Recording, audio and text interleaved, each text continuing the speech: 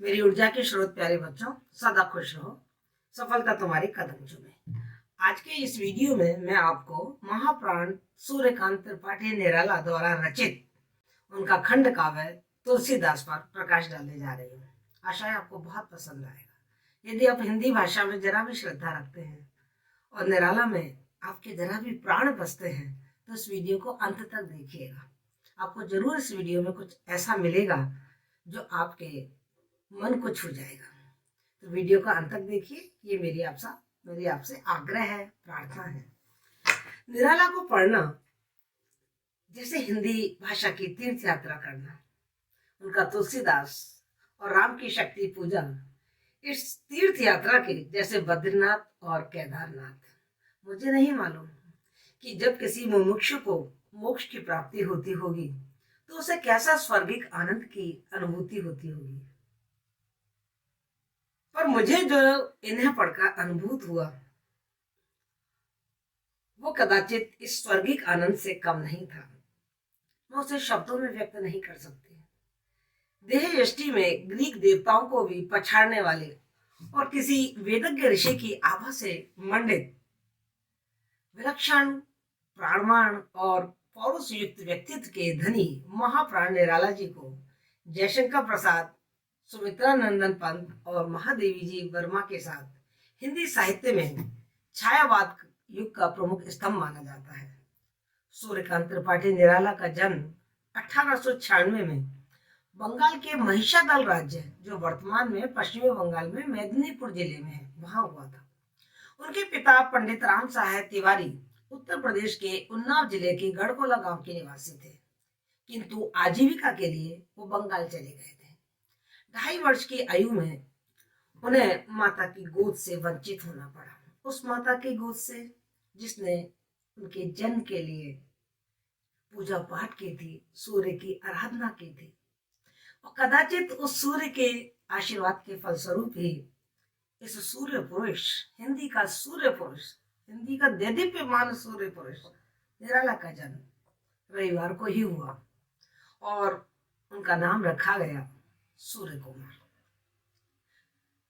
उनकी माता की मृत्यु के बाद उनके पालन पोषण का भार उनके कंधों पर आ पड़ा, उनके पिताजी के कंधों पर आ पड़ा।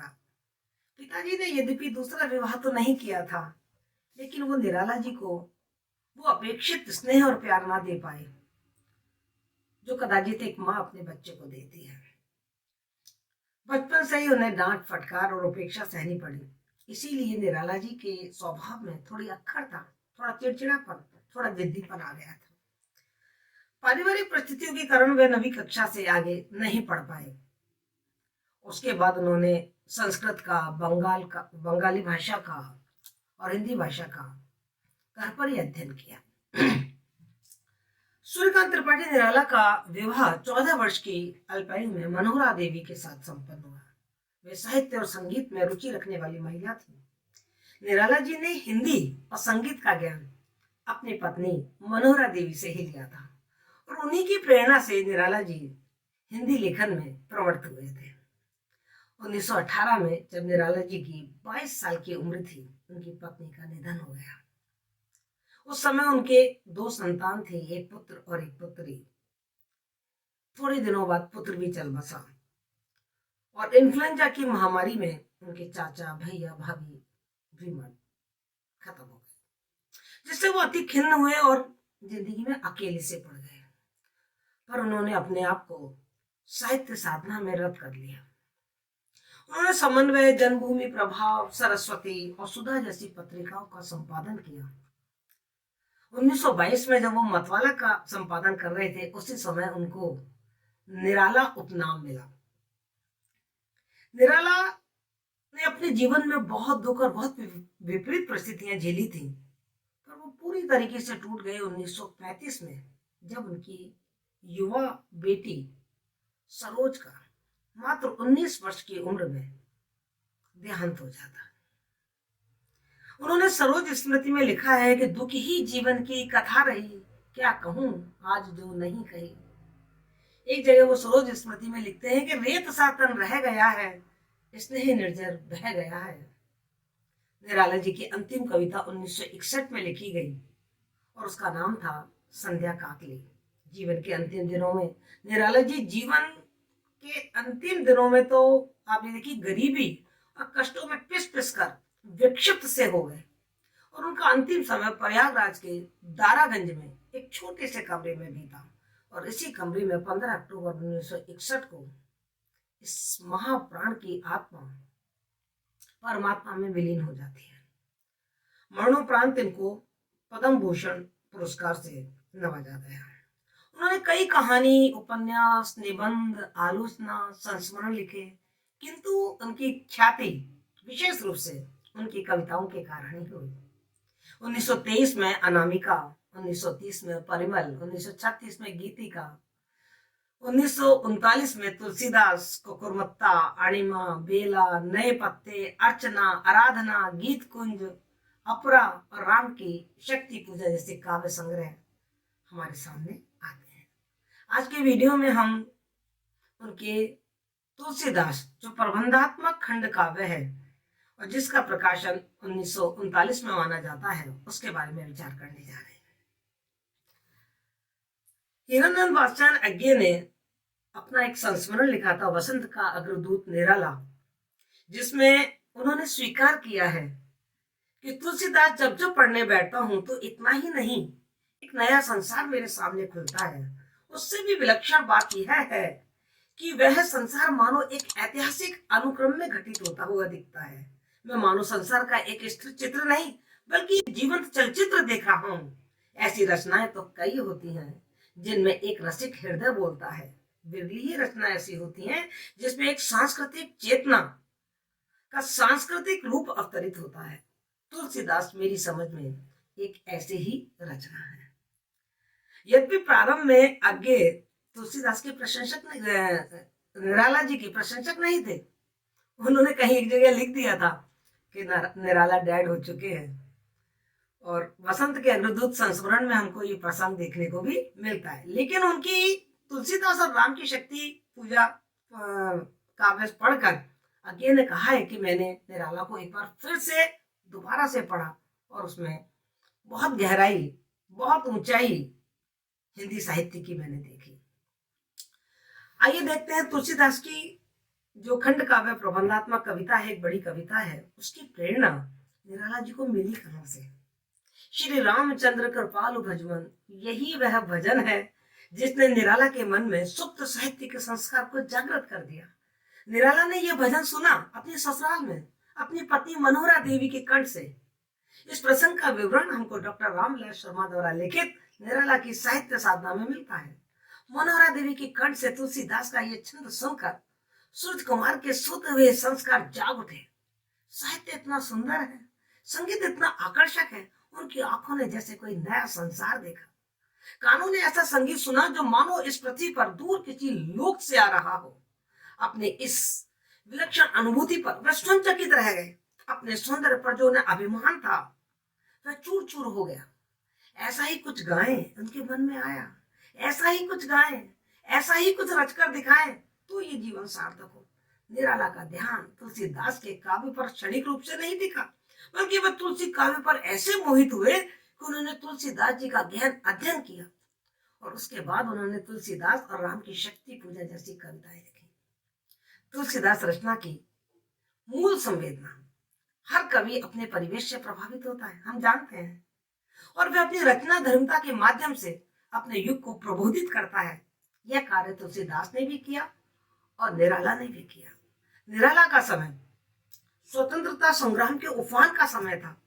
वो सांस्कृतिक संघर्ष का युग था, परंपरा और आधुनिकता का, जड़ता और गतिशीलता का, नवीन जीवन मूल्यों से टकराहट हो रही थी। अंग्रेजों की अपनी एक संस्कृति थी जो भारतीयता को निगलती जा रही थी। वही दमन, वही शोषण, वही अत्याचार, वही अंधकार पूर्ण जीवन, बिल्कुल वैसा ही संघर्ष जैसा तुलसी के समय भारतीय संस्कृति का मुगलों से हो रहा था। भारत के सांस्कृतिक सूर्य के अंत होने पर देश में किस तरह अंधकार छाया हुआ है, इसका मार्मिक चित्रण निराला ने अपने इस प्रबंध काव्य तुलसीदास में किया है। यह केवल तुलसी का ही नहीं, निराला का संघर्ष था। जैसे परिवार और समाज में तुलसी को संघर्ष करना पड़ा, निराला को भी करना पड़ा। वे भी देश और समाज की पराधीनता को देखकर उद्वेलित हो उठे। इसलिए निराला के तुलसीदास में स्वाधीनता की भावना का पूर्ण प्रस्फुटन हुआ है। उन्होंने दिखाया है कि किस प्रकार एक कवि इस अंधकार को दूर करने की चेष्टा करता है तथा प्राचीन मूल्यों की पुनर्स्थापना करता है।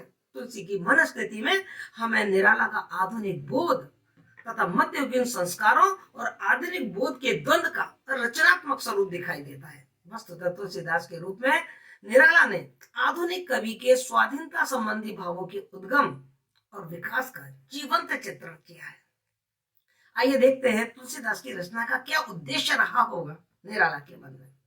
तुलसीदास में तुलसी की कथा कहना निराला का उद्देश्य नहीं है, बल्कि तुलसी के आत्मबोध का आदर्श रूप दिखलाना, ऐतिहासिक मूल्यों को वर्तमान संदर्भों से जोड़ती उनकी जागृत अंतश्चेतना का, भौतिकता पर हावी होते उनके सत्यान्वेषी मानसिक संघर्षों का, उनमें आए परिवर्तनों का, आसक्ति को छोड़कर विरक्ति की तरफ उन्मुख तुलसी के मानसिक विप्लव को मनोवैज्ञानिक धरातल पर चित्रित कर काव्यात्मक उत्कर्ष की प्रेरणा देना ही इस रचना की प्रमुख लक्ष्य, प्रमुख उद्देश्य हमें दिखाई देता है।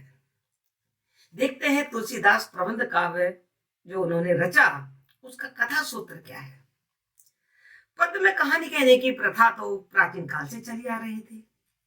प्रस्तुत कविता तुलसीदास भी एक कथा वस्तु को, एक छोटे से कथा सूत्र को लेकर निर्मित हुई है। गोस्वामी तुलसीदास किस प्रकार अपनी पत्नी पर अत्यधिक आसक्त थे और बाद में उन्हीं की भर्तना से उनको राम भक्ति का निर्देश हुआ, यह कथा हम सब जानते हैं। और इसी कथा की नींव पर कवि ने इस लंबी कविता की रचना की है। उन्होंने इस कथा तत्व में वो बातें देखी जो जन साधारण की दृष्टि से ओझल हो गई थी, जो हम ना देख पाए, वो निराला ने देखा। और निराला जी ने तुलसीदास कविता में इसी छोटे से कथा सूत्र को आधार बनाकर तुलसी के मानसिक संघर्ष को मनोवैज्ञानिक तथ्यों के उद्घाटन द्वारा काव्यात्मक उत्कर्ष की ऊंचाई तक पहुंचा दिया। तुलसीदास प्रबंधात्मक खंड काव्य के कथानक के हम यदि देखें तो हमें 3 भाग दिखाई देते हैं मुख्य रूप से। पहला भाग दिखाई देता है भारत की गौरवशाली सभ्यता और सांस्कृतिक राष्ट्र एवं तुलसी के जन्म का वर्णन उन्होंने किया है। बड़े अलंकारिक रूप से कवि ने सबसे पहले अपने काव्य में तुलसीदास में मुगलों के आक्रमण का वर्णन किया है और बताया है कि किस प्रकार हिंदू शासन केवल जो राजनीतिक उठापटक थी, जो राजनीतिक शोषण था, केवल उसी में पराजित नहीं हुए, वरन उनकी सभ्यता और संस्कृति को भी भारी धक्का पहुंचा। उन्होंने लिखा है, मुगल दल बल के जलद यान, दर्पित पद उन्मत पठान, बहा रहे दिग्देश ज्ञान, शर खरतर छाया ऊपर घन अंधकार, टूटता वज्र है दुर्निर्वार, नीचे प्लावन की प्रलय धार, ध्वनि हर हर। हिंदू सभ्यता के सूर्य का अस्त होने पर मुस्लिम संस्कृति के चंद्रमा का उदय होता है। भारत के नभ के प्रवाह पूर्व शीतला छाया सांस्कृतिक सूर्य, अस्मित आज रे तम स्तूर्य दिगमंडल, उर के आसन पर सरस्त्राण, शासन करते हैं मुसलमान, है उर्मिल जल, निश्चल प्राण पर शतदल।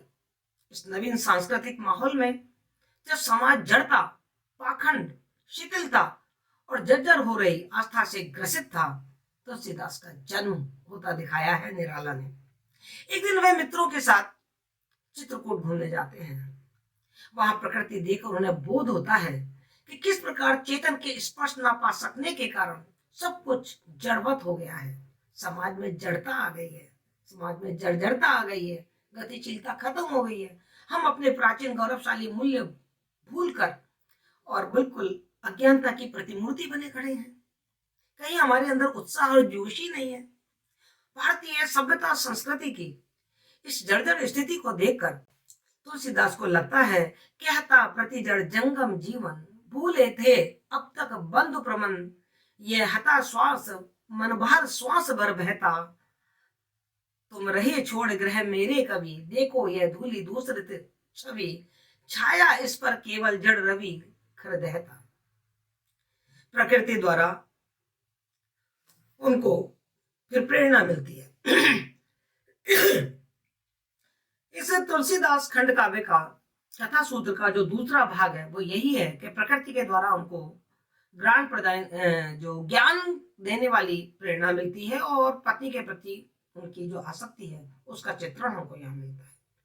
तुलसीदास में जिस माया ने सत्य को छिपा रखा है उसका आभास उन्हें तुलसीदास को प्रकृति से ही मिलता है। जड़ से चेतन की ओर बढ़ने का, रात्रि से दिन की खोज करने का संकेत उन्हें प्रकृति से ही मिला। प्रकृति के संकेत से तुलसी का मन ऊर्ध्वगामी होकर विभिन्न स्तरों को पार करने लगता है और मन की अत्यंत ऊंची उड़ान में उन्होंने देखा कि किस प्रकार भारत की सभ्यता एक जाल में फंसी हुई है, जैसे सूर्य की आभा को ग्रहों ने ग्रस लिया हो। मानव उर्द देश में भी जो राहु ग्रस्त आभा रवि की देखी कवि ने छवि छाया से बढ़ती सी भारत का सम्यक देश काल खिस्ता जैसे तम शेष जाल खींचती बृहद से अंतराल करती सी।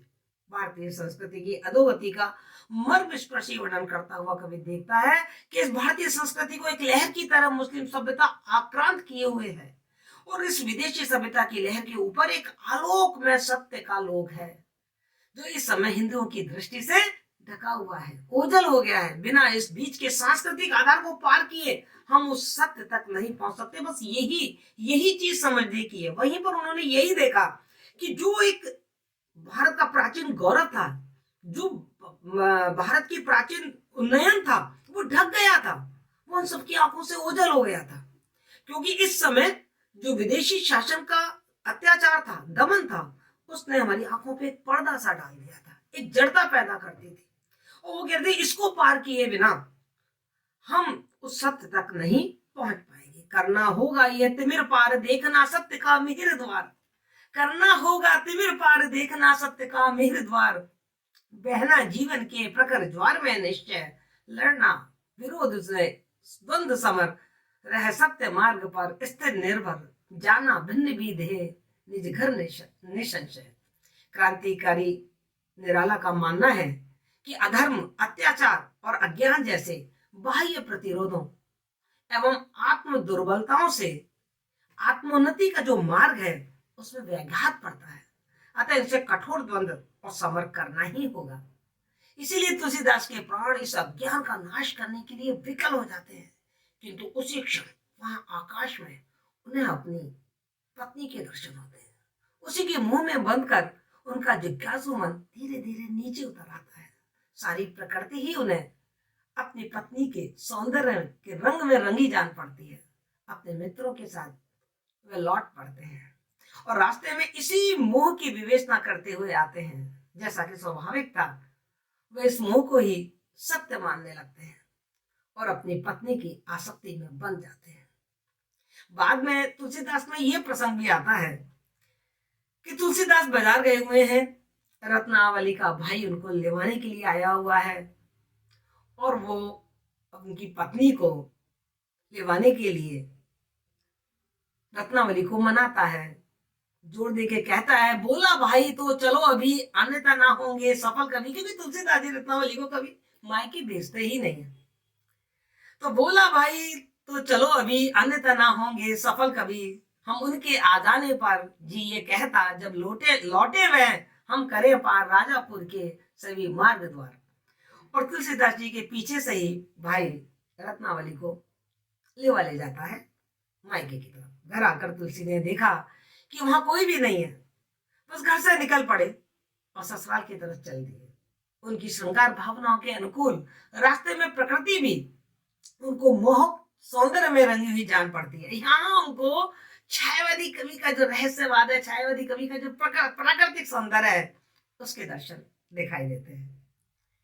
इस खंड काव्य का जो तीसरा भाग है, कथा सूत्र का जो तीसरा भाग है, वह है पत्नी द्वारा की गई उनकी भर्त्सना से वो भोग विमुख हो उठे और रामान्मुख होकर सत्य के लिए, अन्वेषण के लिए चल पड़े।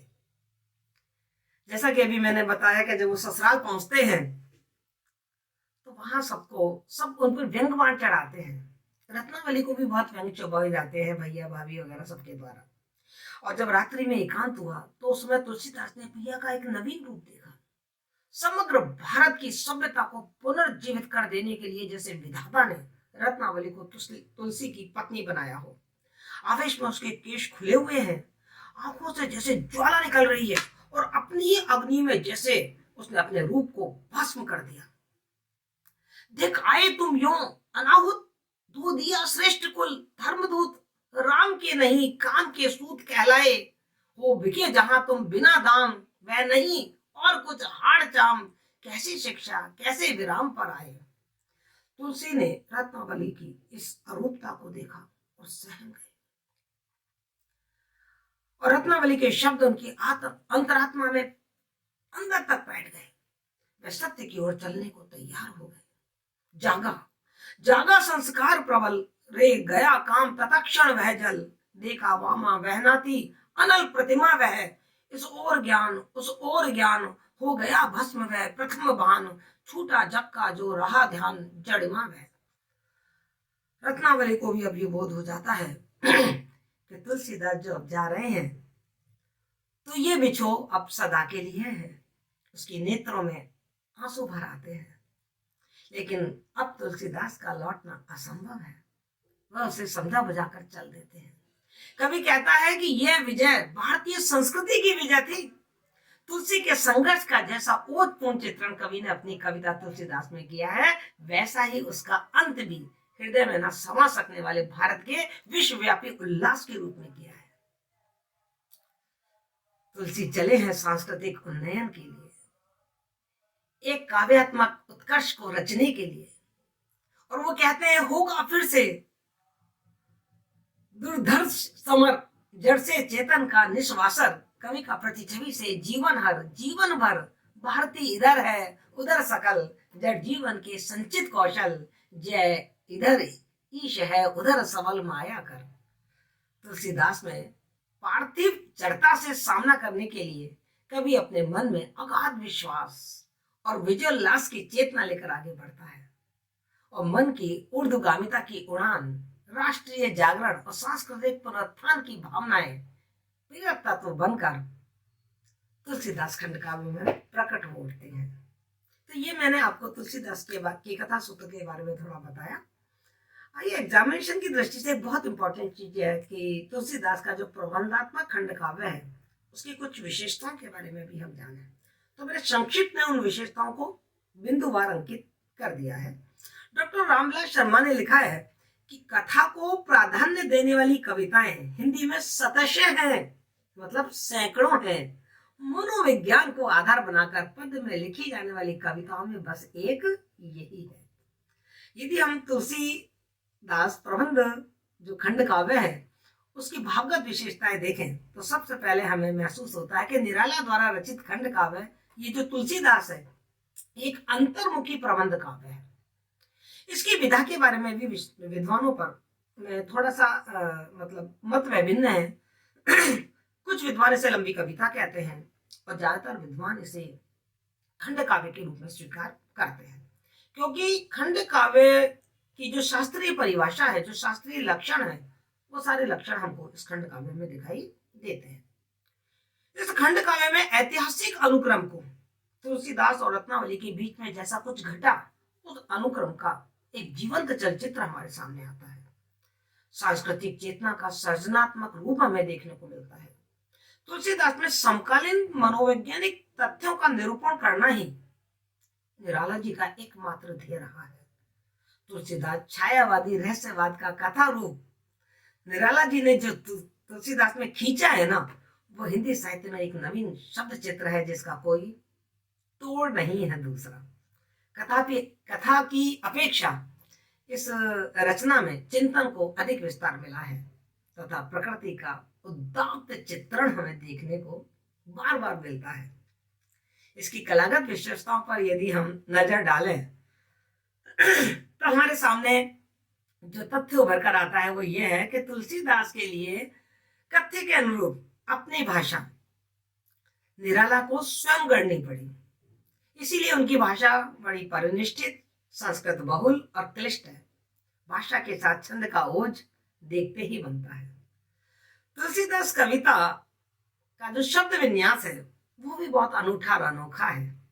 संदेश और सामासिक शब्दों से युक्त सर्वथा नवीन शब्द योजना है उनकी। उदाहरण के लिए ज्योतिष, चुंबनी, अनिल वाहा, करोदंड, कुरबुक जैसे सैकड़ों उन्होंने नए शब्दों की रचना की जो उस समय प्रचलित नहीं थे, जो हिंदी साहित्य में नवीनता का परिचय दे रहे थे। लंबी समस्त पदावली युक्त तत्सम बहला बहुला गहन विचारों से ओतप्रोत प्रभावपूर्ण एवं ओजपूर्ण शैली हमें यहाँ देखने को मिलती है। सार्थक उपमाएं एवं रूपकों की विशद योजना तुलसीदास प्रबंध काव्य में है। साथ ही उन्होंने उत्प्रेक्षा, अतिशयोक्ति, मानवीकरण, ध्वनात्मकता तथा विशेषण विपर्य आदि अलंकारों का प्रचुर मात्रा में प्रयोग किया है। मुक्त छंद का प्रयोग हुआ है। निराला जी तो सब मुक्त छंद के आविष्कारक थे। वो केवल भारत को मुक्त देखना नहीं चाहते थे, वो कविता को भी मुक्त देखना चाहते थे, इसलिए उन्होंने मुक्त छंद का आविष्कार किया। इस प्रकार हम देखते हैं कि तुलसीदास ने सांस्कृतिक पतन के युग में उत्साह और चेतना के मनोवैज्ञानिक तथ्यों का निरूपण करना ही निराला जी का प्रमुख उद्देश्य, प्रमुख लक्ष्य, प्रमुख ध्येय हमें दिखाई देता है, जिसके लिए उन्होंने बहुश्रुत ऐतिहासिक प्रसंग में से एक नई भावभूमि चुनी। छायावादी रहस्यवाद का कथा रूप में एक नया चित्र हमारे सामने खींचा। अंत में इस बात को कहने में मुझे जरा भी अतिशयोक्ति नहीं है कि हिंदू जाति के सबसे बड़े जातीय कवि तुलसीदास की जीवन कथा के आंतरिक मनोवैज्ञानिक तथ्यों के उद्घाटन द्वारा निराला ने हम सबको अपनी समसामयिक परिस्थितियों में निबिड़ अंधकार में आत्मोन्नति का, आत्मबोध का, उत्स का एक नया रास्ता निकालने का संकेत अपने इस प्रबंधात्मक खंड काव्य में दिया है। आज इतना ही। यदि आपको वीडियो पसंद आया है तो शेयर कीजिए और कमेंट बॉक्स में अपने विचार जरूर लिखिए, मेरा मार्गदर्शन जरूर कीजिए। Thank you so much.